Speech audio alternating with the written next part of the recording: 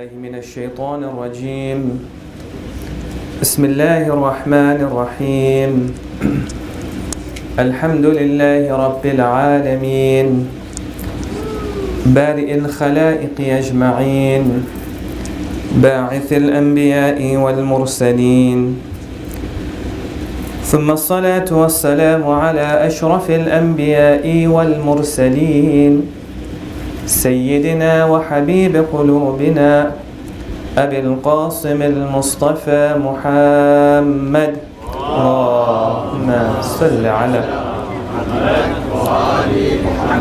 وعلى أهل بيته الطيبين الطاهرين أما بعد.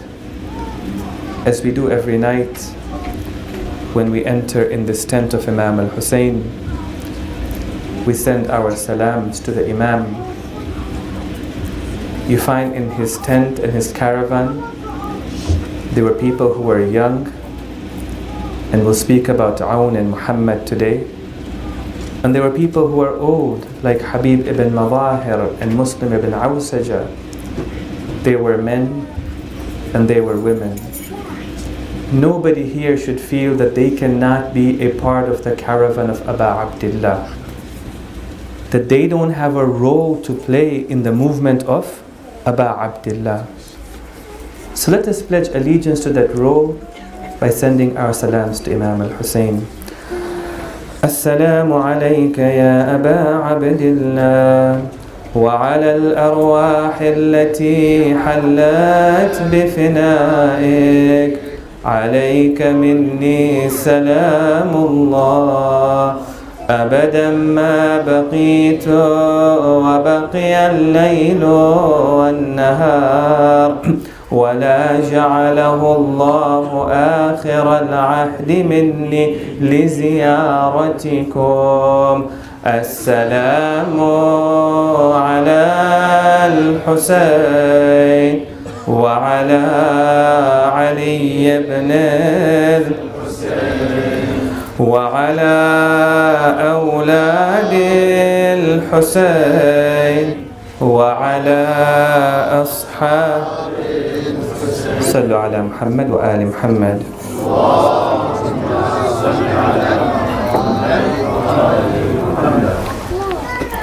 We have been talking about what is natural to a human being and what is not natural to a human being. Last night we spoke about the importance of putting life into perspective. I made a statement last night that I just want to clarify lest there is a misconception in the minds of some of the listeners. I said last night, if we're not willing to reflect and think of our purpose in life, then even the Prophet of God cannot teach us our purpose in life.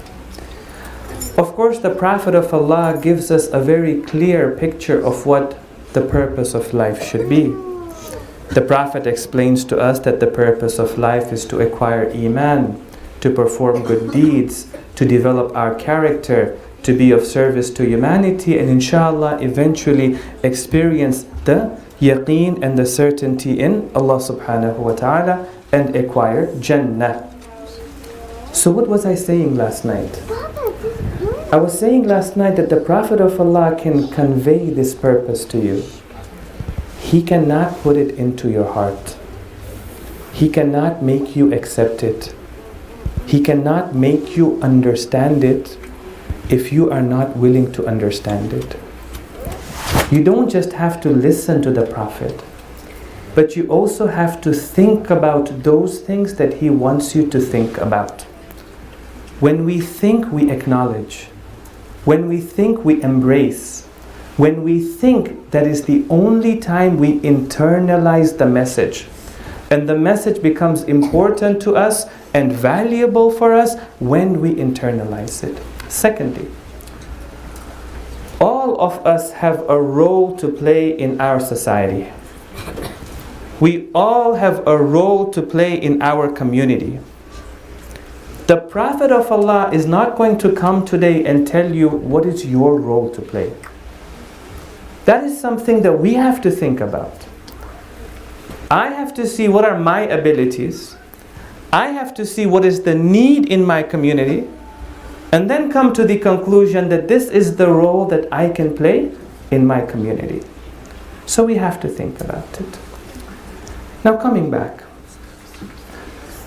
it is natural for a human being to be committed to his purpose, to serve his purpose, to live according to his beliefs, to practice his religion. A human being in his natural state is motivated. We said that a few nights ago. And therefore in our natural states, we perform our wajibat and we stay away from those things which are haram.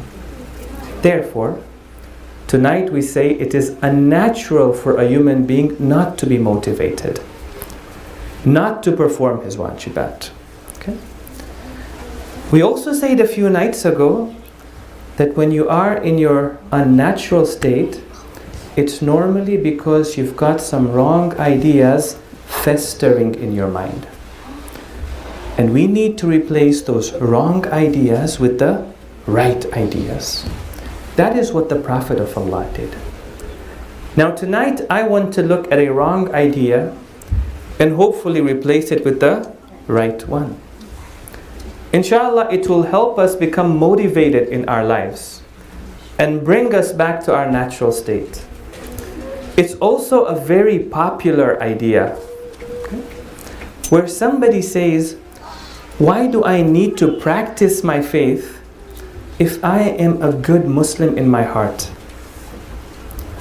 All that really matters is what is in my heart.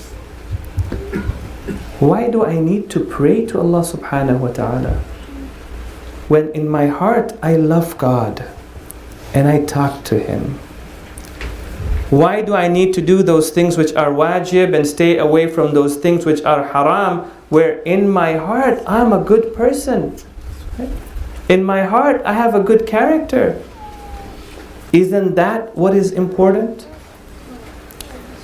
Sometimes we also say that, look at that person who prays and he fasts, but then in his life he cheats and steals. Maulana, would you rather have me pray and fast and cheat and steal? Or I won't cheat, I won't steal, but I won't pray and fast. Look at that lady who wears her hijab. She's the one who gossips the most when we gather. Would you rather have me wear my hijab but then gossip like her? Or would you rather have me not gossip even if I'm not wearing my hijab? And sometimes we create these two mutually exclusive states for ourselves when they really aren't mutually exclusive. Islam wants you to wear your hijab and not gossip, to say your salat and not steal and not cheat. Okay? But would you rather have me do this or do that? And at the end of it, isn't it more important that I'm a Muslim in my heart? That I love God in my heart? That I'm a good person in my heart? At night when I go to sleep with a clean conscience. Isn't that what matters at the end of the day? Right? Now that's the question that we want to look at today. This discussion can become a very philosophical discussion. And tonight, I don't want to make it a philosophical discussion. I do, however, want to convince you that in Islam, Iman, faith, and Amal, action, always go hand in hand. You cannot have one without the other. If you have one without the other, you don't make progress towards Allah subhanahu wa ta'ala. Now this idea, even though it's a very popular idea today, it is not a new idea. It's actually a very old idea. After Amirul Mu'mineen had passed away, there was a new sect and a new denomination that emerged in the Muslim world. They were called the Murji'ah. Some of you may have heard of them. No. They haven't survived until today, but they did survive for a few centuries before they disappeared. And it was precisely because of what happened during the Khalifat of Amirul Mu'mineen, that this sect actually emerges in the Muslim world. During that period of time, there were 3 civil wars. It's the Battle of Jamal, the Battle of Siffin, and the Battle of Nahrawan. And what was different about these wars is that for the first time, Muslims were fighting against Muslims. And what was difficult for the Ummah was to see when they looked at one side, they saw Sahabi or Sahaba of the Holy Prophet who were there with the Prophet of Allah from day one. And when they looked on the other side, what did they see? Sahabi of the Prophet. Sometimes the wife of the Prophet. And they knew that one of them was wrong. And whoever was wrong was committing a major sin. Meaning that they would be punished by Allah subhanahu wa ta'ala. But now which one? Some of them found it difficult to say. On one hand, you would say that Amirul Mu'mineen, na'udhu billah, nastajiru billah, would not go to Jannah. On the other hand, you've got other personalities. So what did they say? They say, number one, we don't know how God is going to judge them. We leave the judgment to Allah subhanahu wa ta'ala. Until here, it's okay. In some cases. Okay? And there's a verse in the Quran to support that. وَآخَرُونَ مُرْجَوْنَ لِأَمْرِ اللَّهِ إِمَّا أَن يُعَذِّبَهُمْ وَإِمَّا أَن يَتُوبَ عَلَيْهِمْ. And there is a group of people whose affair is turned to Allah subhanahu wa ta'ala. It is up to Him to choose whether He will punish them or He will have mercy upon them. Then they said, no. Even if somebody commits a major sin and a lot of sins and hurts a lot of people and does so much that is unethical, that person will not go to the fire of hell. Now that became problematic. So now you have to follow the logic of the argument. And I'll take you through it step by step. But you have to follow it. Okay? That became problematic because there are verses of the Quran that clearly say that there are certain things that if you were to do, like killing an innocent soul, then Allah subhanahu wa ta'ala has a punishment for it in the fire of hell. So then the question came up. So tell us, what is the standard for going to heaven? And what is the standard for going to hell? What is the criteria, for going to hell? And they said it's a very simple criteria. If a person has iman, he has faith in his heart, he will go to Jannah. If he doesn't have faith in his heart, he will go to Jahannam. Question. What if this person claims to have faith in his heart? He says he's a mu'min, but he does so much that is unethical. For example, Saddam the Tikriti. Even in the last moments of his life, I heard he was reciting Allahu Akbar, dhikr. Right? The Murji'ah would say, this man will go to Jannah. And what if a person is not a Muslim? Say they did not meet the Prophet of Allah. But like Hatim al-Ta'i, they performed a lot of good deeds. Will they be rewarded for it? They would say no, they wouldn't be rewarded for it. Okay? So then you say, well, actions don't make a difference? They say actions don't make a difference. A person can be a mu'min and he can do bad deeds and he's still a mu'min, not a Muslim, but a mu'min. Now you do remember what the difference is, right, between a Muslim and a mu'min. A Muslim is a person who claims Islam on his tongue. A mu'min is a person who has Islam in his heart. They say, yes, this person is a mu'min in the eyes of God, no matter how many sins he commits. And the other person is a kafir in the eyes of God, no matter how much good deeds they do. Now this was the position of the Murji'ah, right? So basically what they were saying is it doesn't matter what you do in your life as long as you have faith in your heart or you are a good person, you will go to Jannah. It's not a new idea. Now what I want to share with you is, what did the Ahlul Bayt alayhimus salam say about this? And I want to share 4 ahadith with you if you recite the salawat ala Muhammad wa ali Muhammad. Allahumma salli ala Muhammad wa ali Muhammad. Hadith number 1, the Prophet of Allah foreshadowed the emergence of this denomination.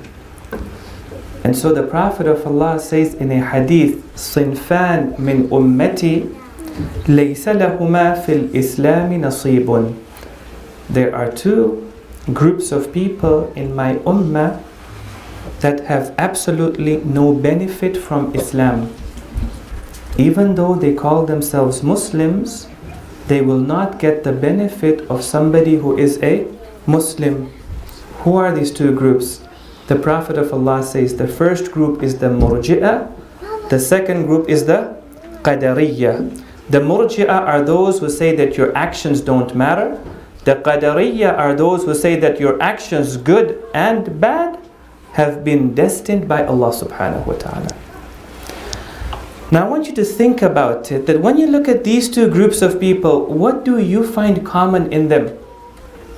Both groups of people do not want to take responsibility for their actions.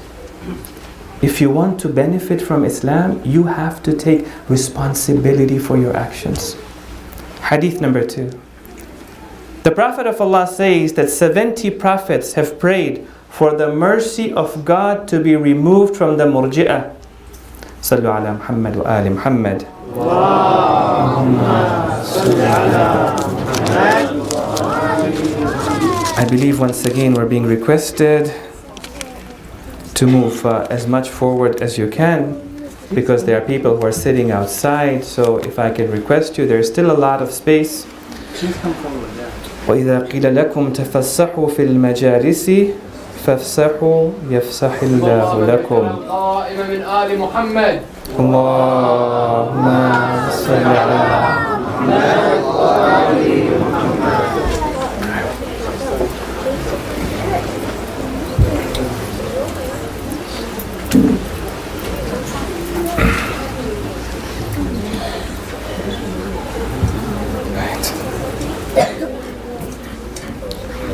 In the second hadith, the Holy Prophet says that 70 prophets have prayed for the mercy of God to be away from the Murji'ah.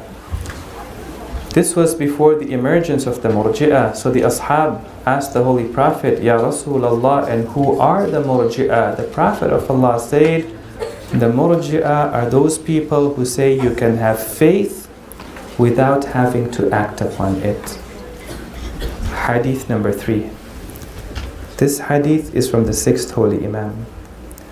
It seems that the Murji'ah were existing at that time, and their message was very attractive. It was also attracting the youth and the children as well. And so the 6th Imam had to warn his community.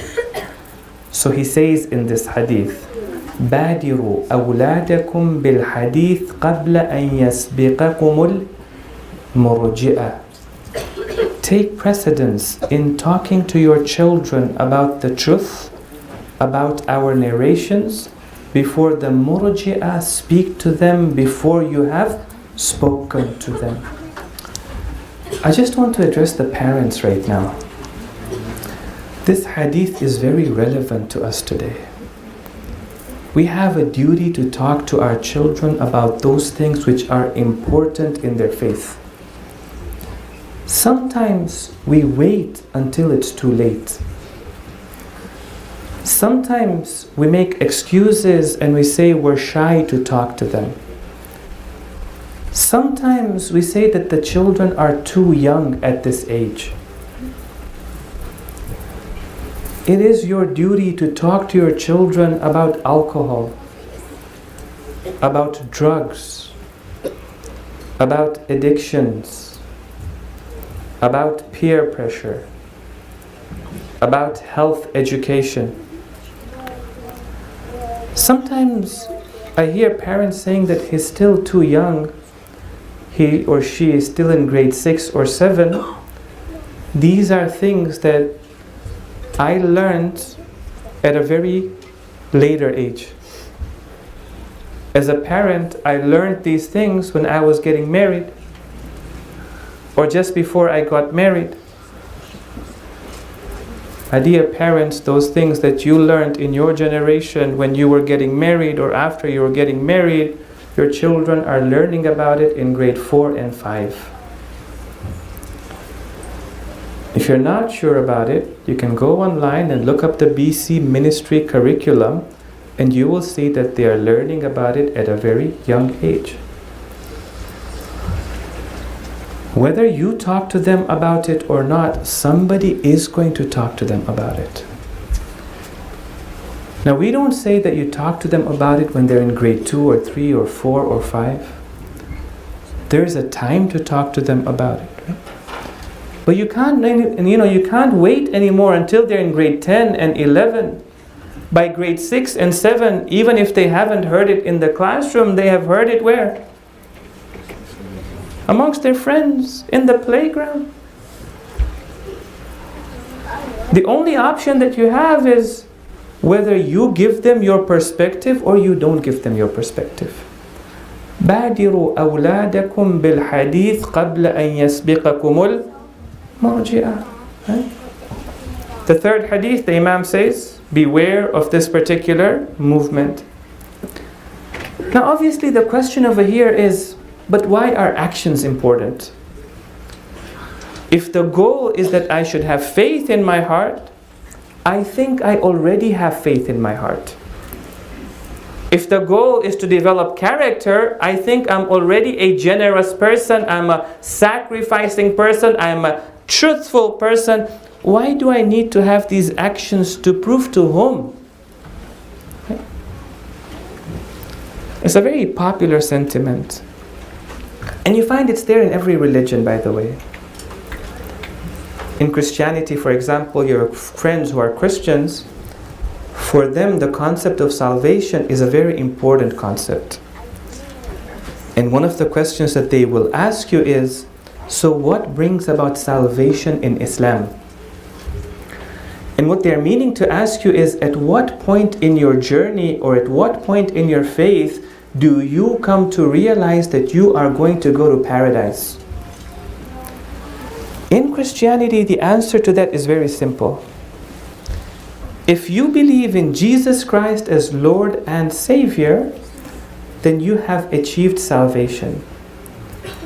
And your actions may not be that important. Okay. So they will ask you, what about Islam? What do you have to believe in whereby you can say on this day of your life that you have achieved salvation? And I have to point out to them that in Islam, believing is not enough. Belief always goes with action. Allah subhanahu wa ta'ala says in the Quran, وَالْعَصْرِ, we swear by the time that's being squeezed out of you with every passing moment, إِنَّ الْإِنسَانَ لَفِي خُسْرٍ. Surely all of mankind is at a loss. Except for whom? إِلَّا الَّذِينَ آمَنُوا وَعَمِلُوا الصَّالِحَاتِ. Except those who believe and they perform good deeds. So somebody in the lifetime of the sixth Imam comes to him and says that sometimes I get an argument from the Murji'ah and I can't answer it. So let's go through this hadith together. He comes to the sixth holy Imam, Al-Imam Al-Sadiq alayhi afdalu salati wassalam.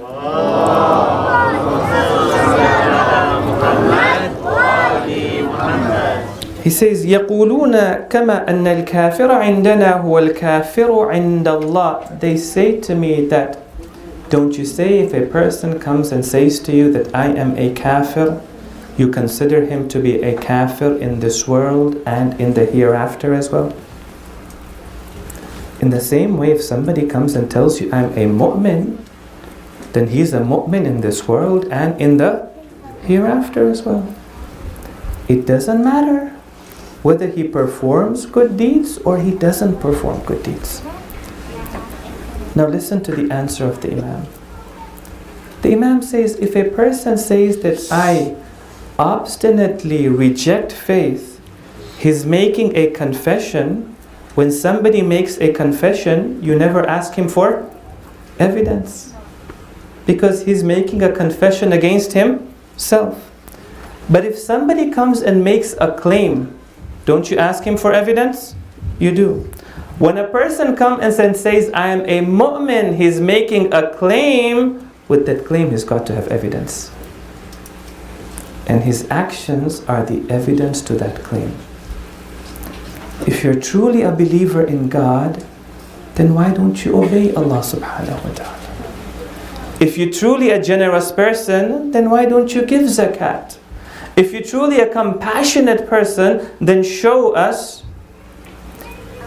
You know, one of the things I'd like you to reflect about, you will find that your intentions are sometimes hidden even from you.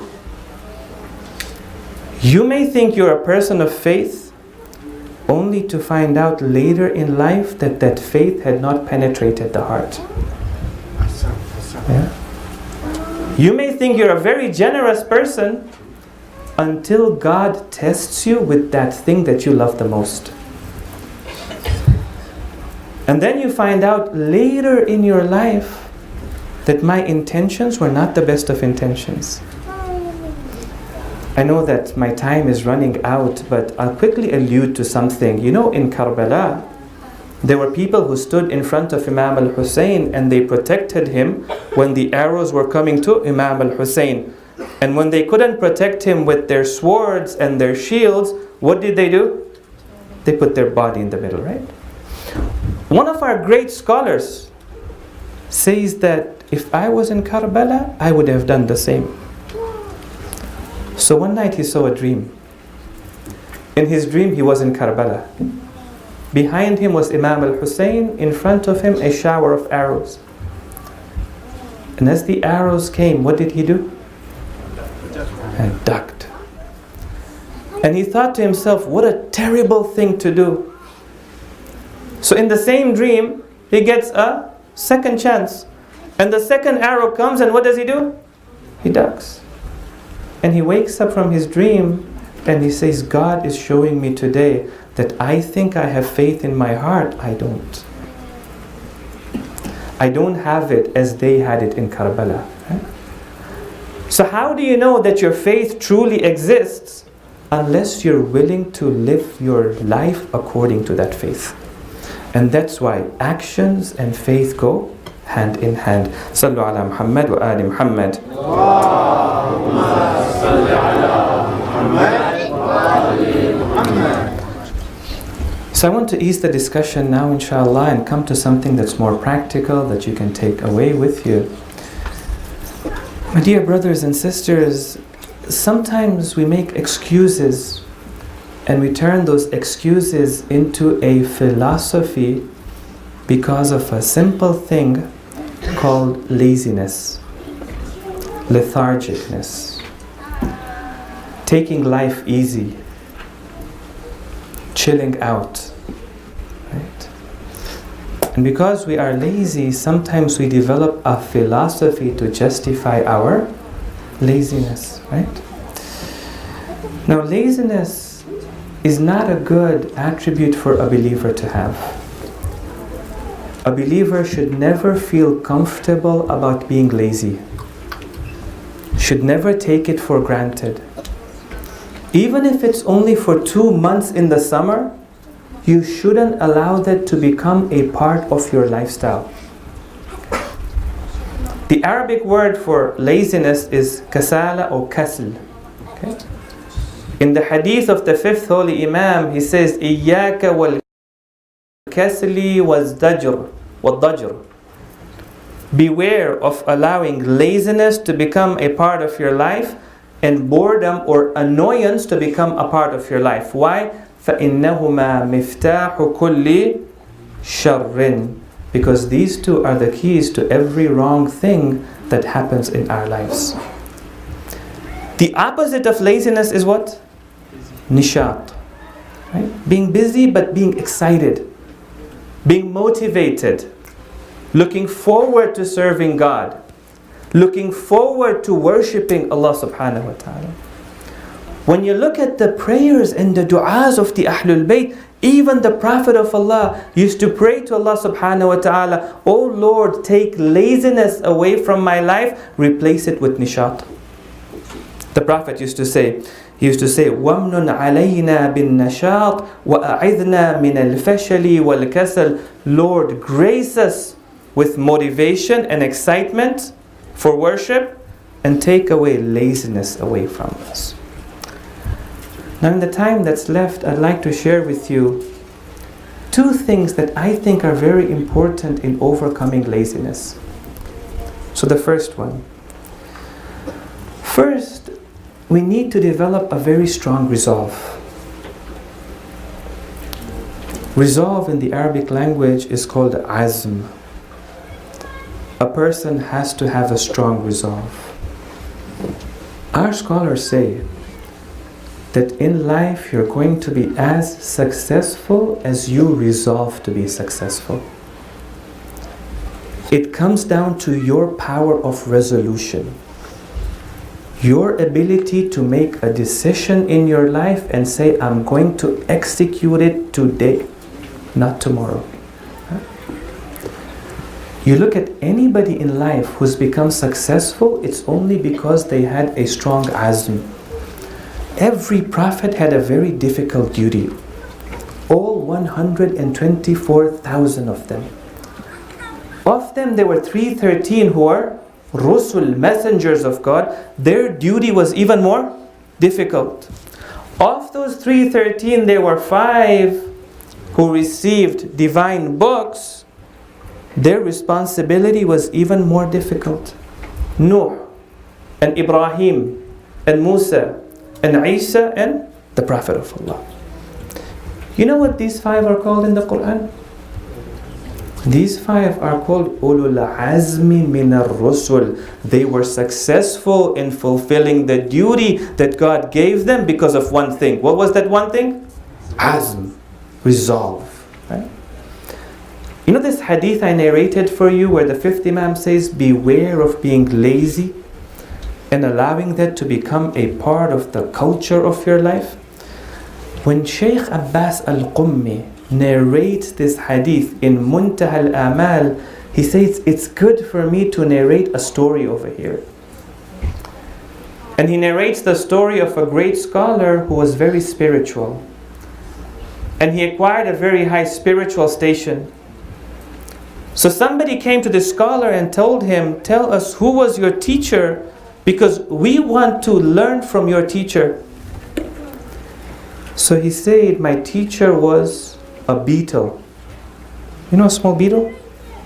A small bug? Right? He even made fun of it. He said, Abu, and the name of that beetle.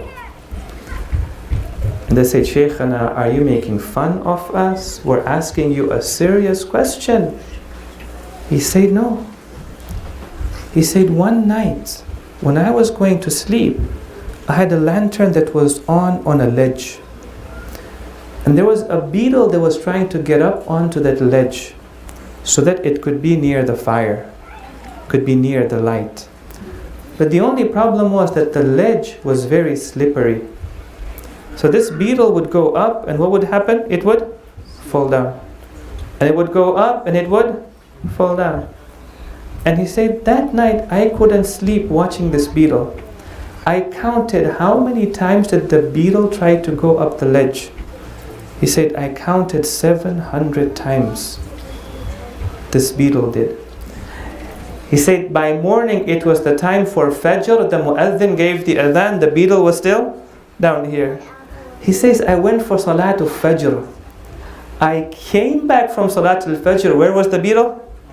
Up here. So that was the most important and only lesson I needed in my life to get to where I am today. Now let me share one thing with you. Resolve is not something I can give you. Right? I can't give you a good lecture over here and suddenly you have a strong resolve. The most you'll have right now is a strong sense of passion that maybe will last for an hour. By the time you get home and you turn on the TV, you've forgotten about everything. Resolve is something that has to come from within you. You have to make that decision. You have to take life seriously. You've got to sit yourself down and say, today, from this day forward, this is what we're going to do. Sometimes we take it too easy, right? Inshallah, when the time is right, it will happen. Haven't you heard that before? You know, Maulana, I know that this is what I need to do, but you know, inshallah, there is still life. May Allah give us long life. No. That's called having a weak resolve. You say, today I'm going to do it, and that is that. Now that's something that has to come from within you. The second thing I'd like to share with you, inshallah, and we end with that, is we've got to develop a culture of hard work, a culture of effort, a culture of struggle. Struggle is ingrained in the identity and the DNA of a believer. That's his modus operandi. That's how he functions. Okay? Not just in the affairs of the deen, but also in the affairs of the dunya as well. Right? If it's part of your character, you struggle for the world, you struggle for the hereafter as well. A lot of times parents come to me and they say, Maulana, one of the struggles that we have with our children is that they don't say their salah. It has become such a common problem today. We always have to nag them, we have to remind them, we have to ask them. We even have to ask them 5 minutes before sunset, have you said your salat? When they say their salat, it says 0 to salam in 3 seconds, or 3 minutes. Right? And even then they feel it's a burden. So Maulana, what can we do? And sometimes it's good that you ask, but I also want to tell you that Maulana doesn't have a magic potion. I can't just blow into his face and inshallah everything becomes good. It takes hard work. It takes effort. We need to start from a very young age. Okay? But one of the questions I like to ask is, okay, he doesn't say his salat on time. Does he do his homework on time? Does he clean up his room on time? Does he apply for universities on time? Does he study for his tests on time? Does he go to work on time? And normally the answer is what? No, no, no, no, and no. I say the problem with this young man's life is not with salat. His problem is what? A culture of laziness. A lifestyle of laziness. That's what you have to fix. The first holy Imam, Amirul Mu'mineen alayhi afdalu salati wa salam.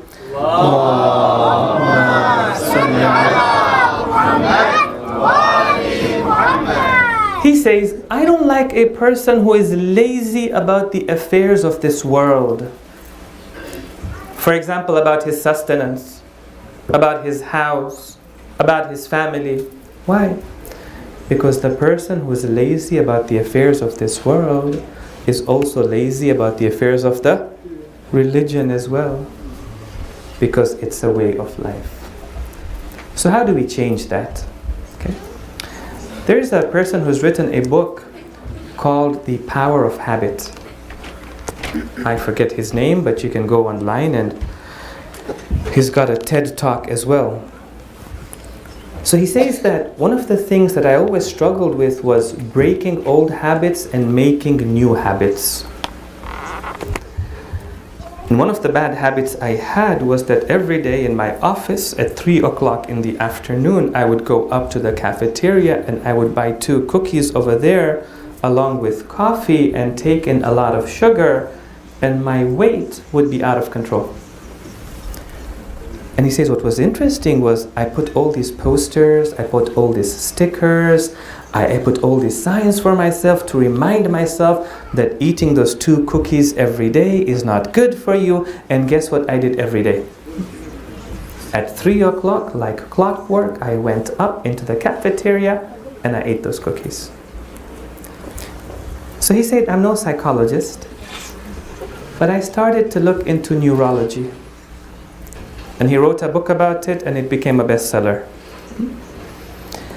And he says it was interesting, in neurology what they've been able to do is that they have been able to put probes into the brain of a mouse and see how does a mouse function when you give it repetitive things to do. Take a long story and make it short. He says every time you have a habit, there are always 3 things in a habit. Number 1, there's a cue. At a particular time, that habit gets repeated. Number 2, there's the habit itself, the mechanism of it. Number 3, there normally is a reward at the end of it. There's something that you find to be gratifying, to be fulfilling. For example, he said, at 3 o'clock, that was the cue. My habit was to get into the elevator, to go up into the cafeteria, and to eat cookies over there, and to gossip with people, and that gave me gratification, satisfaction. So he said, I changed it, and I said, okay, at 3 o'clock, I will do another habit, but I will give myself another gratification. So I'll tell myself, if you do this habit, this is what you're going to get. So how about we try this? When the time for salat comes in, let that be the cue. Let the adhan be the cue. Your habit is the salat. And you tell yourself, if I say my salat on time, then I'll give myself some screen time. Then I'm going to do this one thing that I like to do, for example. For any habit that you want to develop in your life, have a cue, have the routine, and give yourself some gratification after that. And see how that goes, inshallah. One last thing, and we end with that, inshallah. So, my dear brothers and sisters, especially those who are young, one of the things we're slacking in nowadays is we're slacking when it comes to our salah. And we need to pick up. If we fix our salat, you will find you fix many other things in your life.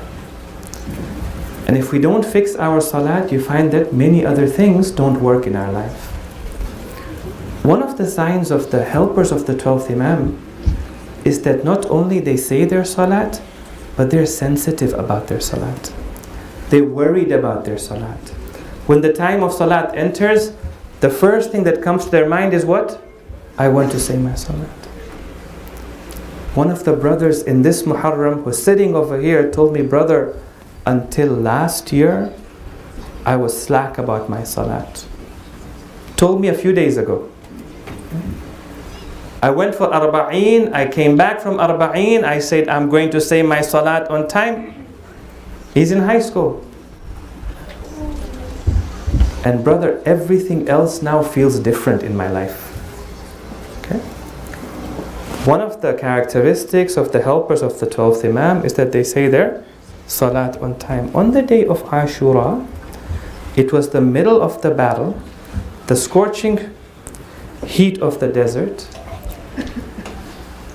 and one of the companions comes to Abu Abdullah and says, my master, may my life be sacrificed for you, and I'm going to sacrifice my life for you, but I just want to remind you that it is now the time for Salat al-Dhuhr. The Imam looked up, he saw the sun, he said, yes, فَقَدْ حَانَ وَقْتُ الصَّلَاةِ, the time for Salat has come. He turned to this companion and he said, جَعَلَكَ اللَّهُ مِنَ الْمُصَلِّينَ الذَّاكِرِينَ. May Allah make you amongst those whose prayers have been accepted and those who are constantly remembering Allah subhanahu wa ta'ala. Inshallah, I hope wherever you are, whether at school or at work or at home or at the park, you say your salat on time, and the 12th Imam says the same for you. Sallu ala Muhammad wa ali Muhammad.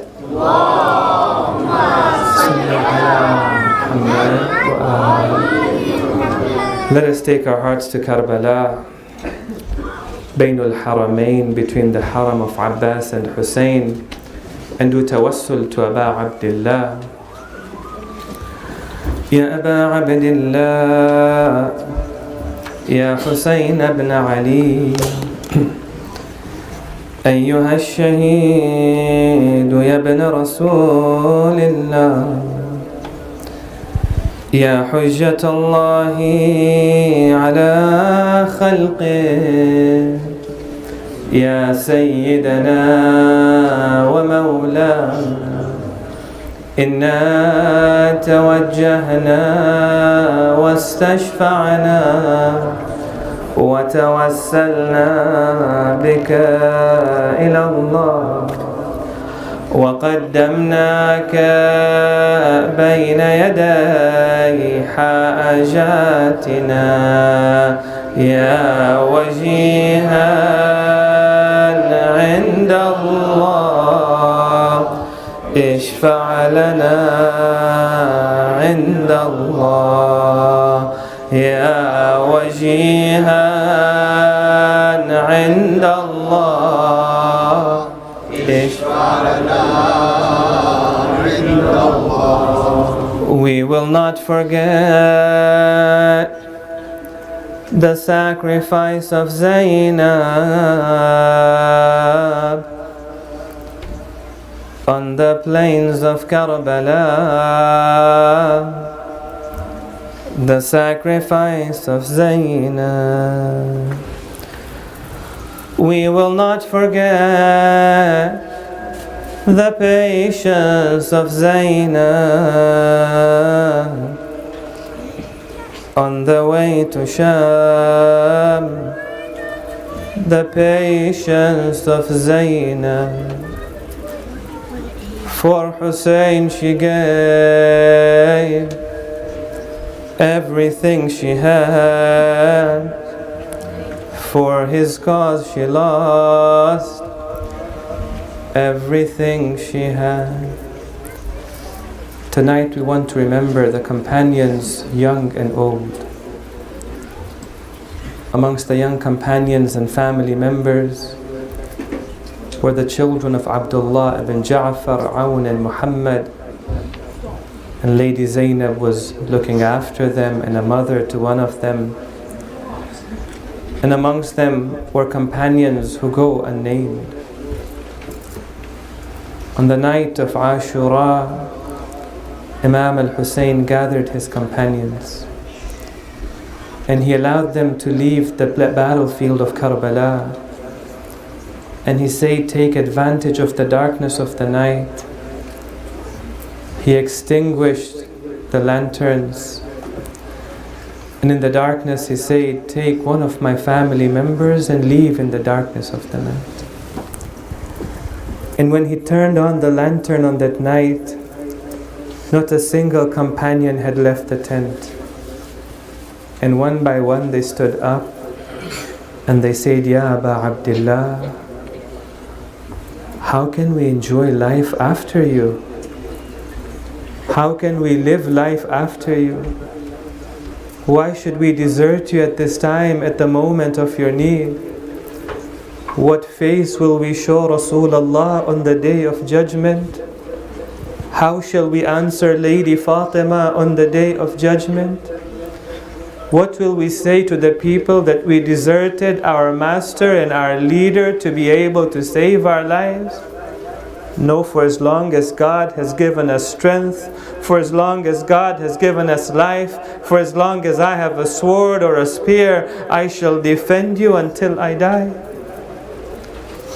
Amongst them were the children of Abdullah ibn Ja'far. They said, لَمْ نَفْعَلْ ذَلِكَ لِنَبْقَى بَعْدَكَ لَا أَرَانَ اللَّهُ ذَلِكَ أَبَدًا. May we never see that day when we survive after you.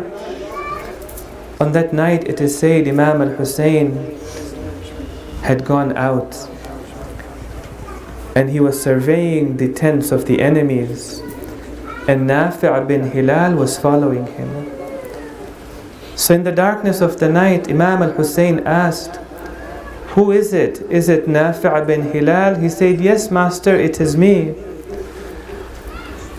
He asked Imam al-Hussein, what are you doing out here in the darkness of the night? The Imam said, I'm looking at the tents of the enemies. Then the Imam turned to him and said, oh Nafi', you see those two hills in front of you? There is a space in between those two hills. Why don't you take advantage of this moment and you can escape in the darkness of the night and the enemies will never see you leaving the tents? Nafi' turned to Aba Abdullah. The narrator says he started to kiss the hands of Imam al-Hussein. He held to the legs of Imam al-Hussein. He said, Ya ibn Rasulillah, where should I go in the darkness of the night after you? For I have a sword in my hand, and tomorrow, until I am dismembered to pieces, I shall be standing in front of you and protecting you. The next day they were very loyal to Aba Abdullah. Some of them, when they would leave Aba Abdullah, they were crying. Imam al-Hussein told them, oh so and so, why are you crying at this time? Soon you shall meet Rasulullah. You will meet my father Amir al-Mu'mineen, and he shall feed you from the waters of Kawthar. The person, they would turn to Aba Abdullah and say, Ya ibn Rasulullah, we're not crying for ourselves, we are crying for you. After we have given up our lives, who is going to be protecting you, and who will be defending you against the enemies? Some of these companions would come back from the battlefield and they would say, Ya ibn Rasulillah, I am returning back to the battlefield, but I have just come to show you all of the injuries that I have faced in trying to defend you on this day, so that on the day of judgment you may pay testimony to that. One of the companions had a slave. The slave also chose to fight for Aba Abdullah. This is what happens when you love Aba Abdullah. He loves you no matter who you are, no matter what people think of you. He knows you. He knows you by name. He knows what you're going through in your life. He cares for you. Never say to yourself, Aba Abdullah doesn't have time for me. Aba Abdullah doesn't pay attention to me. When the slave fell to the plains of Karbala, my dear brothers and sisters, the only time Aba Abdullah did this again on the plains of Karbala was for Ali al-Akbar. He comes to the slave, he gets down from his horse, he takes the head of the slave, he puts it onto his own laps, he puts his own cheeks on the cheeks of the slave. The slave is still alive. He opens his eyes and he feels the breath of Aba Abdullah, and he says on that day, Man mithli wa ibn Rasulillah wadi'un khaddahu ala khaddi. Who can be as fortunate as I am today? And the son of Rasulullah is putting his cheeks onto my cheeks. Ya Aba Abdullah, even during the last moments of our lives, we ask you to do the same for us. But let us now go back to Aun and Muhammad. They fought bravely in the plains of Karbala. Alas, they fell to the plains of Karbala. They were very young on that day. They called out to Imam al-Hussein, Assalamu alayka ya Aba Abdullah. Imam al-Hussein goes to the plains of Karbala. He brings their bodies back to the tents. These are the children of Lady Zainab. She looks after them, but the narrator never mentions that Zainab cried for them, that Zainab lamented for them. Zainab had sacrificed them, but there was a moment on the day of Ashura when the body of Ali al-Akbar came back to the tent. The narrator says the daughter of Ali, she came out of her tent and she called out to him, Wa Habiba, Ya ibn Akha, who has done this? وسيعلم الذين ظلموا آل محمد أي منقلب ينقلبون إنا لله